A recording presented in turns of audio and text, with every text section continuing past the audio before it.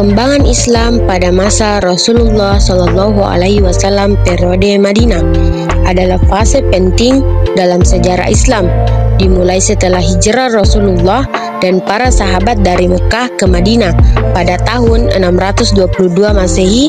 Periode ini berlangsung hingga wafatnya Rasulullah pada tahun 632 Masehi. Substansi dakwah Rasulullah SAW di Madinah berfokus pada penguatan iman, pembentukan masyarakat yang adil, dan penerapan hukum Islam. Yang pertama, akidah atau keimanan, yaitu memperkuatkan tauhid atau keesaan Allah dan menghilangkan sisa-sisa kepercayaan jahiliyah. Yang kedua, syariah atau hukum, yaitu menetapkan aturan-aturan ibadah, muamalah atau hubungan sosial seperti zakat, puasa, pernikahan, dan jual beli. Yang ketiga, akhlak atau moral, mendorong kehidupan yang beretika dengan menekankan keadilan, persaudaraan, dan solidaritas sosial. Strategi dakwah Rasulullah SAW di Madinah. Pertama, membangun masjid, yaitu Rasulullah SAW membangun Masjid Nabawi sebagai pusat ibadah, pendidikan, dan pemerintahan. Masjid ini menjadi tempat utama bagi umat muslim untuk bersatu, belajar, dan menjalankan aktivitas sosial. Yang kedua, mempersatukan suku Aus dan Khazraj. Sebelum kedatangan Islam, suku Aus dan Khazraj sering berperang. Rasulullah SAW mempersatukan mereka melalui ajaran Islam, menciptakan perdamaian dan persatuan di Madinah. Yang ketiga, mempersaudarakan kaum Muhajirin dan Ansor. Rasulullah SAW mempersaudarakan kaum Muhajirin atau pendatang dari Mekah dengan kaum Ansor, penduduk asli Madinah. Ini adalah langkah strategis untuk memperkuat persatuan umat dan saling membantu secara ekonomi dan sosial. Yang keempat, Piagam Madinah. Rasulullah SAW menyusun Piagam Madinah yang mengatur hubungan antara Muslim, Yahudi, dan suku-suku lain di Madinah. Piagam ini menciptakan sistem hukum dan pemerintahan yang adil, menjaga kedamaian, dan membangun masyarakat yang harmonis. Respon Nabi Muhammad SAW terhadap kaum kafir Quraisy. Yang pertama, perintah perang.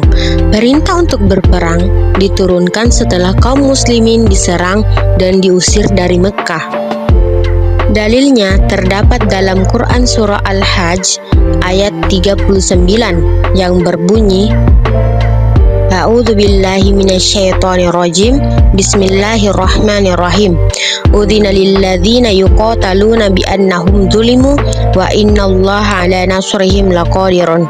Yang artinya, diizinkan berperang bagi orang-orang yang diperangi karena sesungguhnya mereka dizolimi dan sungguh Allah Maha Kuasa menolong mereka itu.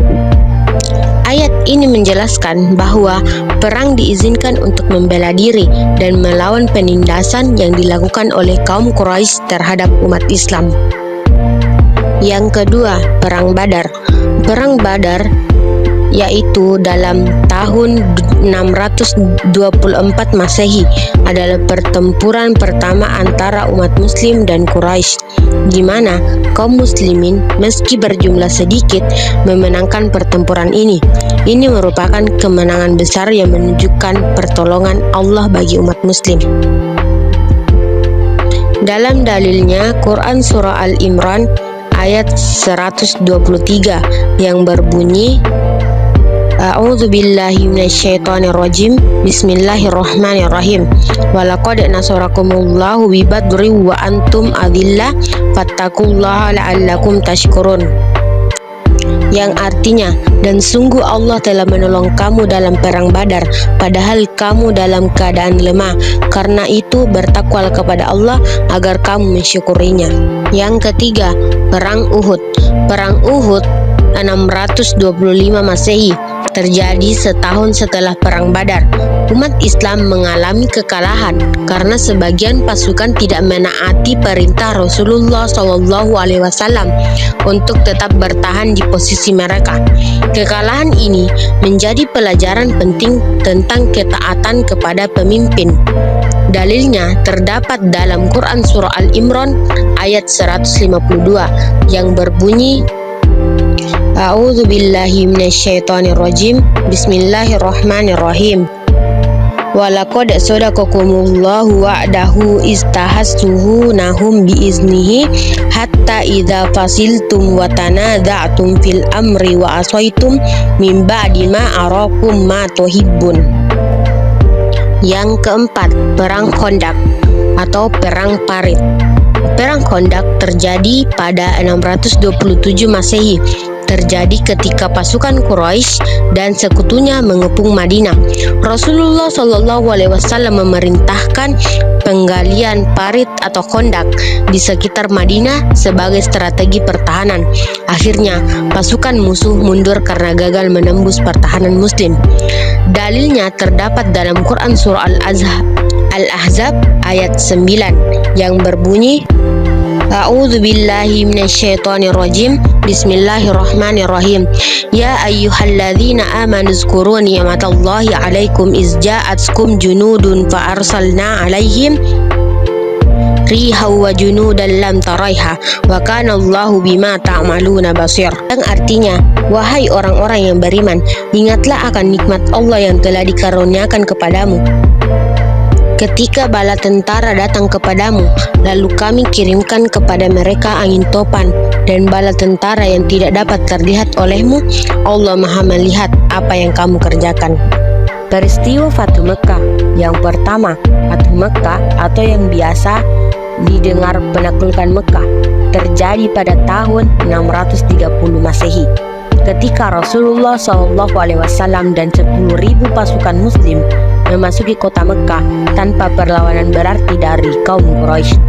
Peristiwa ini merupakan puncak kemenangan dakwah Islam, di mana Rasulullah SAW menunjukkan sikap penuh rahmat dengan memaafkan penduduk Mekkah, termasuk mereka yang dulu menentang Islam.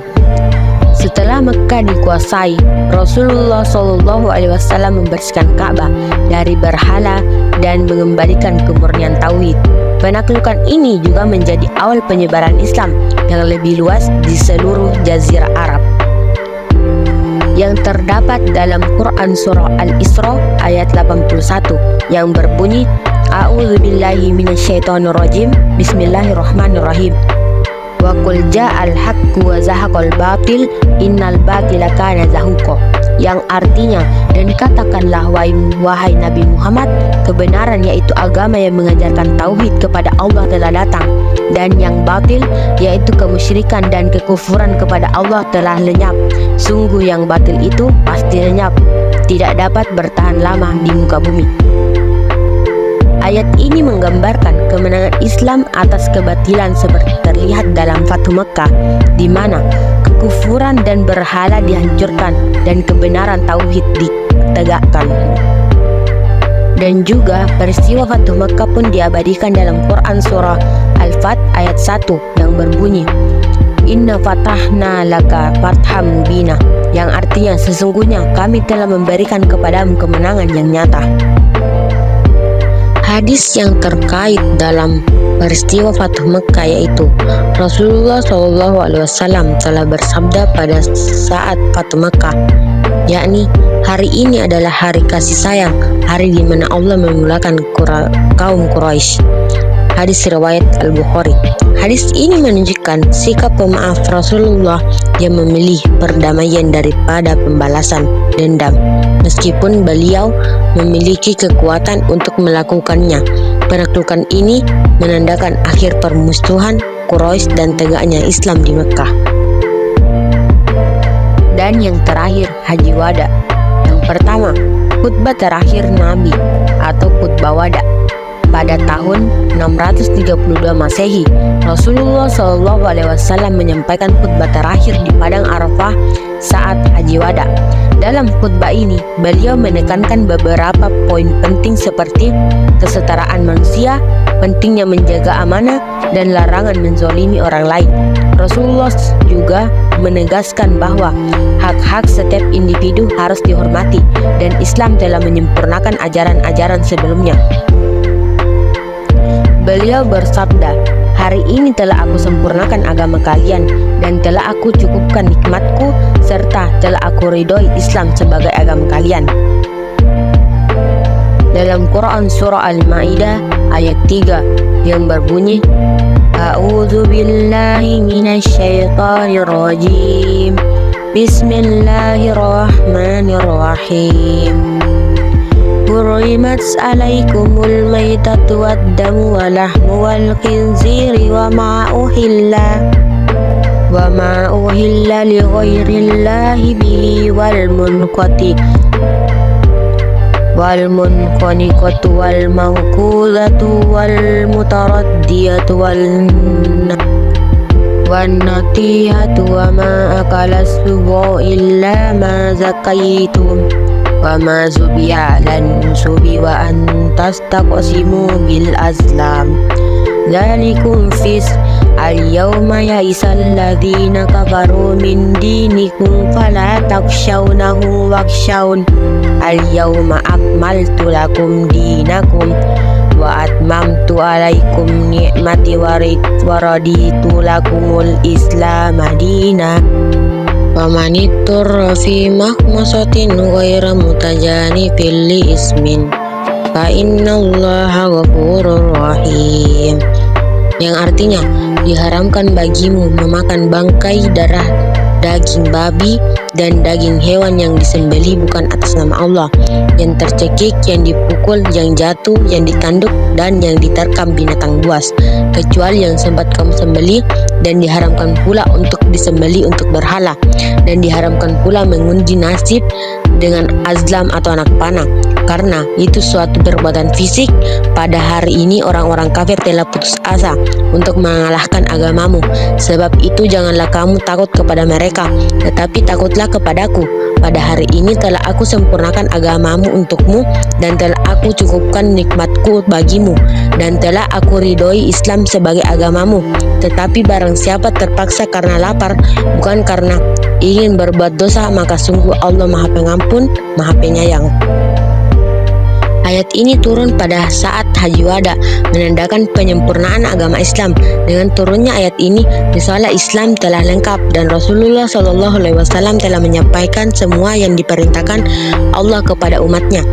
Haji Wada menjadi momen penting dalam sejarah Islam karena khutbah dan ayat tersebut menegaskan sempurnanya agama Islam sebagai pedoman hidup manusia.